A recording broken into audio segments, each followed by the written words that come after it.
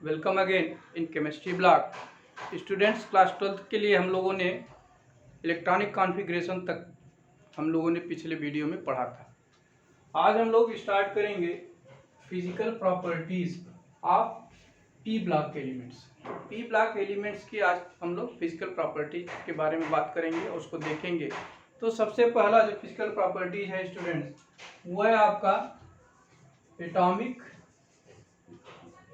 And ionic size. Atomic and ionic size. तो students, जब group में हम लोग नीचे की तरफ जाएंगे तो एटॉमिक साइज और आयनिक साइज क्या करती है? इंक्रीज करती है। It increases down the group. क्यों इंक्रीज करता है? Due to increase of principal quantum number. आप कर सकते हैं principal quantum number means due to increase of principal quantum number, या हम कह सकते हैं due to the increase of number of shell. Number of shell क्या होता है? इंक्रीज कर जाता है। तो प्रिंसिपल क्वांटम नंबर क्या शो करता है? It denotes the number of shell. तो ग्रुप में क्या करेंगे हम? एटॉमिक और आयनिक साइज दोनों क्या करता है? इंक्रीज कर जाता है। तो कुछ इसमें जैसे नाइट्रोजन से फास्फोरस तक क्या होता है स्टूडेंट? जो साइज होती है नाइट्रोजन टू फास्फोरस, ये क्या है? कंसिडरेबल इंक्रीज पाया जाता है इसमें। कंसिडरेबल इंक्रीज अकर्स मीन्स जो इंक्रीज होना चाहिए, जिस रेशियो में साइज इंक्रीज करना चाहिए उसी रेशियो में नाइट्रोजन से फास्फोरस तक इंक्रीज करता है। लेकिन आर्सेनिक से अगर हम बिस्मथ तक देखें तो ये जो इंक्रीज है वो बहुत स्मॉल इंक्रीज पाया जाता है। Small increase occurs.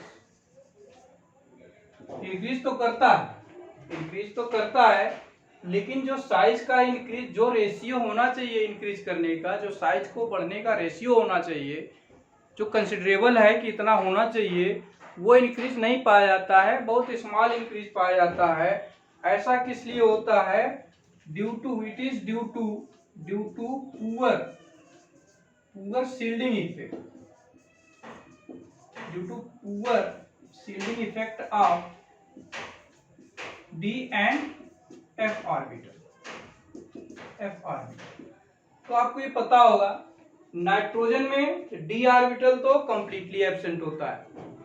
फास्फोरस में डी ऑर्बिटल प्रेजेंट होता है but electron are not occurs in d orbital. या आप कह सकते हैं डी ऑर्बिटल में फास्फोरस के कंडीशन में इलेक्ट्रॉन की एंट्री नहीं हुई होती है।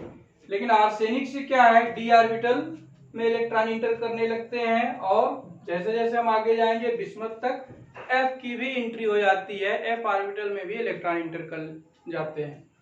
और यही कारण है कि ये जो शील्डिंग इफेक्ट है, पुअर शील्डिंग इफेक्ट डी और एफ का है, इसी के कारण जो साइज, जो कंसिडरेबल साइज जो हम चाहते हैं जितना इंक्रीज होना चाहिए उतना नहीं पाया जाता है, तो स्मॉल इंक्रीज पाया जाता है। तो आपको ये पता होगा शील्डिंग इफेक्ट क्या होता है, उसके साथ साथ इनर्ट पेयर इफेक्ट को भी आपको मालूम होगा, तो उसके बारे में हम डिटेल नहीं जा रहे हैं। तो हम लोग यहाँ केवल एटॉमिक और आयनिक साइज को हमने देख लिया for the group for P block element. P block के एलिमेंट में ग्रुप में क्या होता है, क्या कंडीशन होती है। चलिए नेक्स्ट देखते हैं। नेक्स्ट प्रॉपर्टी है आपकी इलेक्ट्रोनिगेटिविटी। इलेक्ट्रोनिगेटिविटी की हम लोग बात कर लेते हैं। तो इलेक्ट्रोनिगेटिविटी क्या है स्टूडेंट्स, ये आपको पता है। It is a property of element और atom to increase the electron to attack the electrons.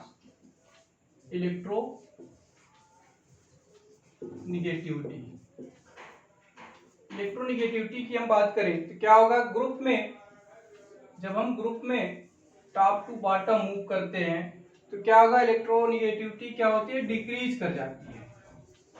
It decreases. क्यों डिक्रीज करती है? तो इसका तो पहला कारण आप यही लिख सकते हैं, it is due to due to increase of size. Size क्या करेगी, इंक्रीज करेगी। तो पहला तो रीजन यही हो गया स्टूडेंट कि जब ग्रुप में हम टॉप टू बॉटम मूव करते हैं तो साइज इंक्रीज कर जाती है। जब साइज इंक्रीज कर जाएगी तो जो इलेक्ट्रोनेगेटिविटी होती है एलिमेंट की वो क्या होती है, डिक्रीज करने लगती है। लेकिन जो हैवियर एलिमेंट्स हैं, बट इन हैवियर एलिमेंट्स में क्या होता है, जो साइज है ये साइज क्या पाया जाता है, स्मॉल इंक्रीज पाया जाता है। स्मॉल इंक्रीज, स्मॉल क्या है, इंक्रीज पाया जाता है साइज का। तो जो इलेक्ट्रोनेगेटिविटी का डिफरेंस होगा, स्मॉल डिफरेंस अकर्स। ठीक है स्टूडेंट्स, ये आपको समझ में आ गया होगा कि जो इलेक्ट्रोनेगेटिविटी का डिफरेंस होना चाहिए हायर एलिमेंट्स में क्या होता है, मींस हैवियर एलिमेंट्स में वो बहुत कम पाया जाता है। ऐसा इसलिए कि ये जो साइज है आपको मैंने बताया था, due to the shielding effect या poor shielding effect of D and F orbital, ये जो साइज है उसमें स्मॉल इंक्रीज पाया जाता है। तो जो एलिमेंट की इलेक्ट्रोनेगेटिविटी होगी उसका डिफरेंस भी क्या होगा, स्मॉल हो जाएगा। यहां तक आपको क्लियर होगा। चलिए हम नेक्स्ट प्रॉपर्टी की बात करते हैं। नेक्स्ट है metallic and non metallic properties. Metallic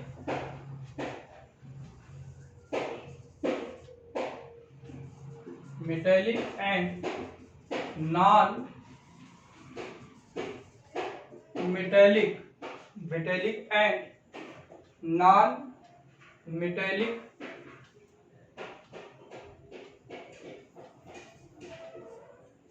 properties. तो आपको पता है मेटेलिक और नॉन मेटेलिक प्रॉपर्टीज किस पे डिपेंड करती है, it depends on the electronegativity. जो मोर इलेक्ट्रोनेगेटिव एटम होगा वो नॉन मेटल होता है, जो इलेक्ट्रोपॉजिटिव एलिमेंट्स होते हैं वो कैसे होते हैं, मेटल्स होते हैं। तो जब भी हम ग्रुप में टॉप टू बॉटम मूव करेंगे तो ये जो मेटेलिक प्रॉपर्टी है, मेटेलिक प्रॉपर्टी क्या करेगी स्टूडेंट्स, ये इंक्रीज करेगी। ये क्या करेगी, इंक्रीज करेगी, क्योंकि जो एलिमेंट का नेचर है इलेक्ट्रोपॉजिटिविटी क्या होती है उसकी इंक्रीज करती जाती है। मींस जैसे जैसे हम नीचे मूव करेंगे तो एलिमेंट्स कैसे होंगे, इलेक्ट्रोपॉजिटिव इन नेचर होने लगते हैं। और इसी तरह से अगर हम नॉन मेटेलिक प्रॉपर्टीज की बात करें, नॉन मेटेलिक नेचर कैसा होगा, जब हम ग्रुप में टॉप टू बॉटम मूव करते हैं तो मेटेलिक क्या इंक्रीज कर रहा है तो नॉन मेटेलिक क्या करेगा, डिक्रीज करेगा। ये decreases down the group. Metallic property increases down the group और नॉन मेटेलिक प्रॉपर्टीज क्या है, ये it decreases down the group, क्योंकि जो इलेक्ट्रोनेगेटिव नेचर होता है वो डिक्रीज करने लगता है। जब भी हम ग्रुप में नीचे की तरफ मूव करेंगे तो एलिमेंट्स कैसे होने लगते हैं, इलेक्ट्रोपॉजिटिव इन नेचर होते हैं, इलेक्ट्रोपॉजिटिविटी उनकी बढ़ने लगती है। तो ये रीजन था। तो इसलिए नाइट्रोजन और ये फास्फोरस ये दोनों कैसे होंगे स्टूडेंट, ठीक है, मेटेलिक प्रॉपर्टी नीचे की तरफ इंक्रीज कर रही है, ये क्या होंगे आपके नॉन मेटल्स होंगे। क्या होंगे, नॉन मेटल्स हैं, ये दोनों नॉन मेटल्स हैं। नाइट्रोजन फास्फोरस और आर्सेनिक आता है, ये आपका मेटलॉइड्स होगा। Means it has property in between non metals and metals. बाकी जो बचते हैं एंटीमनी और बिस्मथ, ये दोनों कैसे हैं स्टूडेंट्स, ये कैसे होंगे, ये मेटल्स होंगे। ये दोनों क्या है, मेटल्स होंगे। तो ये हो गई आपकी मेटेलिक और non metallic properties. Next property हम लोग देखते हैं स्टूडेंट्स, बॉइलिंग पॉइंट। मींस हम ग्रुप में मूव करेंगे तो बॉइलिंग पॉइंट के साथ क्या होगा, what happens with the boiling point when we move from top to bottom in the group. Boiling point क्या होगा student, boiling point top to bottom जब हम ग्रुप में मूव करते हैं, ग्रुप में हम नीचे की तरफ मूव करेंगे, ये क्या करता है, इंक्रीज करने लगता है। इट इंक्रीजेस, क्यों इंक्रीज करता है, due to increase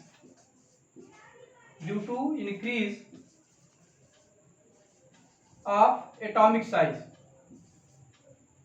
atomic mass आप कह सकते हैं, atomic mass. Means atomic mass क्या होता है, बढ़ता चला जाता है। मीन्स जो एटम होंगे वो हैवियर होने लगते हैं, तो जितना हैवी, जितना ज़्यादा वेट होगा एटम का, बॉइलिंग पॉइंट उतना ज़्यादा होगा। तो top to bottom boiling point क्या करता है, इंक्रीज करता है। It is only due to the increase of atomic mass. Next हम लोग बात करते हैं मेल्टिंग पॉइंट की। मेल्टिंग पॉइंट के साथ क्या होता है, what happens with the melting point? Melting point when we move in the group from top to bottom. तो मेल्टिंग पॉइंट स्टूडेंट्स क्या होता है, जैसा आपको पता है कि नाइट्रोजन, नाइट्रोजन क्या है, इट इज ए गैस। तो नाइट्रोजन की मेल्टिंग पॉइंट सबसे कम होगी। उसके बाद फास्फोरस आता है, ये है तो सॉलिड, सॉलिड है, मींस सबसे कम मेल्टिंग पॉइंट नाइट्रोजन की, उससे ज्यादा फास्फोरस की। उसके बाद स्टूडेंट आता है arsenic, bismuth, antimony, arsenic, antimony and bismuth. तो सबसे ज्यादा नाइट्रोजन की, फिर उससे ज्यादा फास्फोरस की, और उससे ज्यादा आर्सेनिक की। तो अगर हम बात करें तो यहां से लेकर के हम नाइट्रोजन से फास्फोरस तक क्या करेगा, ये इंक्रीज करता है, इंक्रीज करता चला जाएगा। लेकिन इसके बाद क्या है, आर्सेनिक से फिर बिस्मथ तक, आर्सेनिक से फिर बिस्मथ तक क्या क्या करता है, डिक्रीज करने लगता है, decreases. Nitrogen to phosphorus melting point increases, but from arsenic to bismuth it again decreases. ऐसा क्यों होता है, it is due to the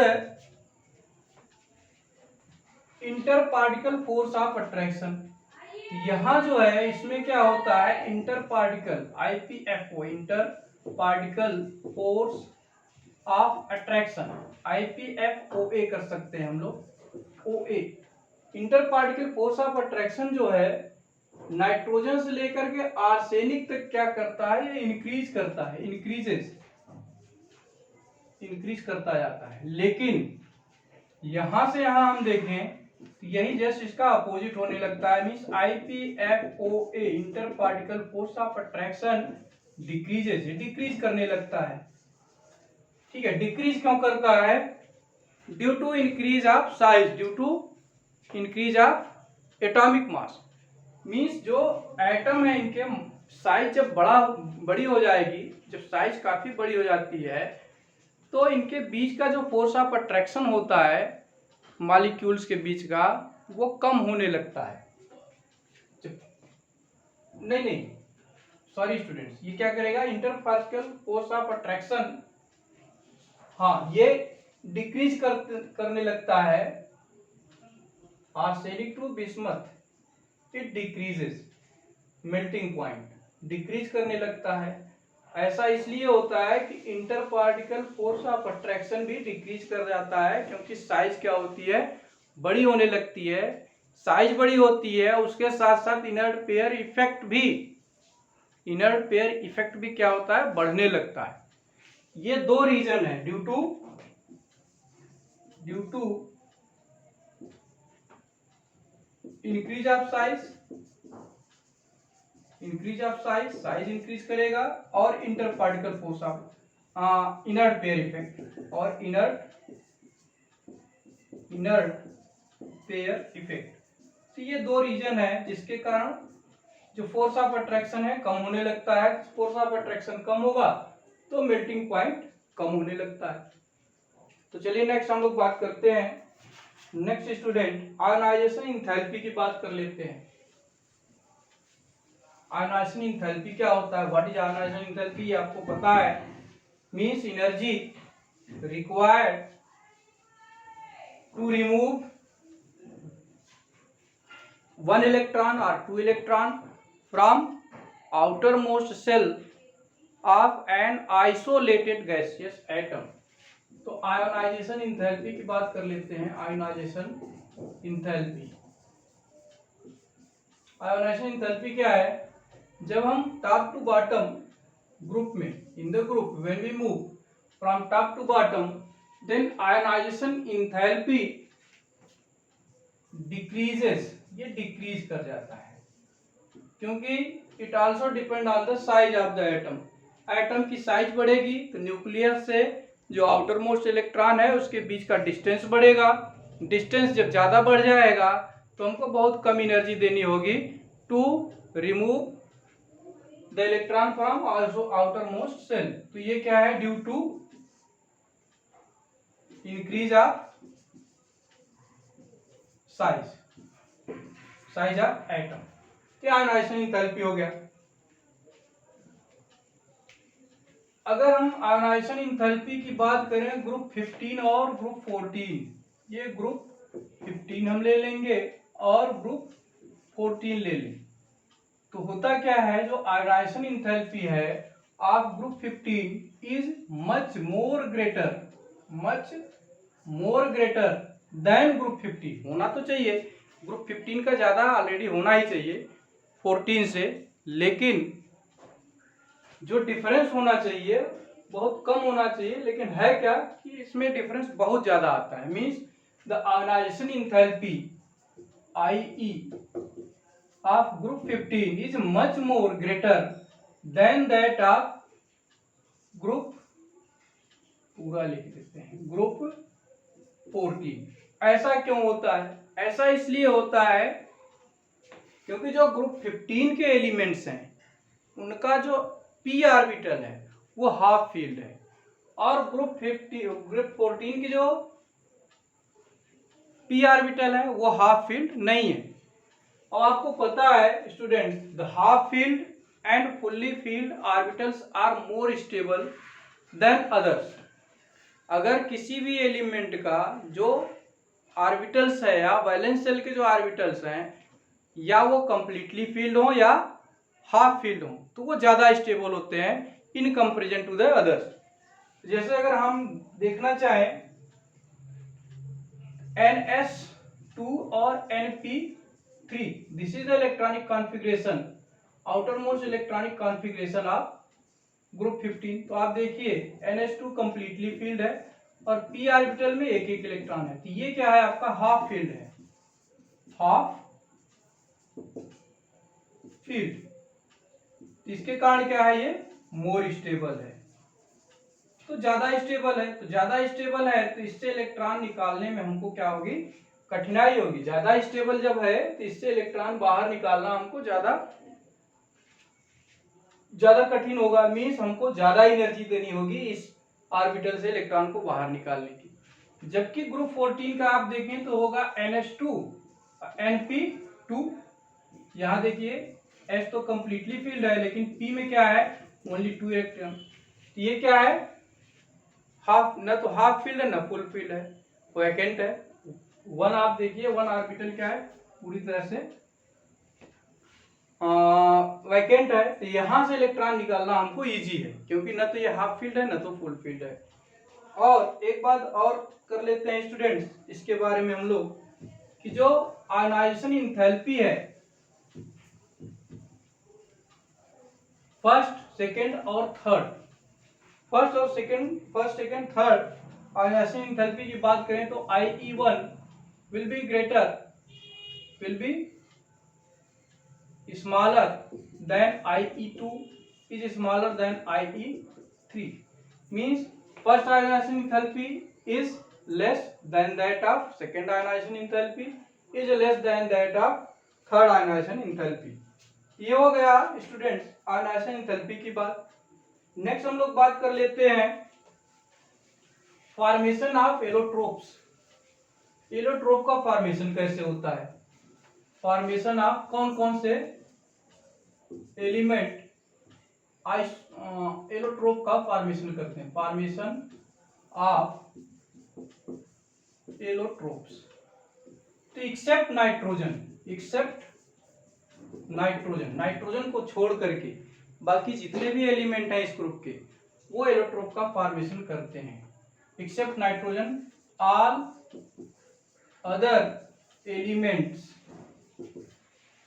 all other elements show allotropy. तो आज के लिए हम लोग स्टूडेंट्स यहीं पे देखते हैं, यहीं आप वीडियो को हम लोग यहीं फिनिश करते हैं, समाप्त करते हैं। इसके बाद है स्टूडेंट ऑक्सीडेशन स्टेट। तो ऑक्सीडेशन स्टेट को थोड़ा हम लोग डिटेल में देखेंगे, वो कुछ टाइम टेकिंग है। तो हम लोग नेक्स्ट वीडियो में ऑक्सीडेशन स्टेट भी देखेंगे, इनॉर्मल प्रॉपर्टीज ऑफ नाइट्रोजन का आप देख लेंगे, ग्रुप 15 एलिमेंट का। तो आज के लिए बस स्टूडेंट इतना ही। Thank you.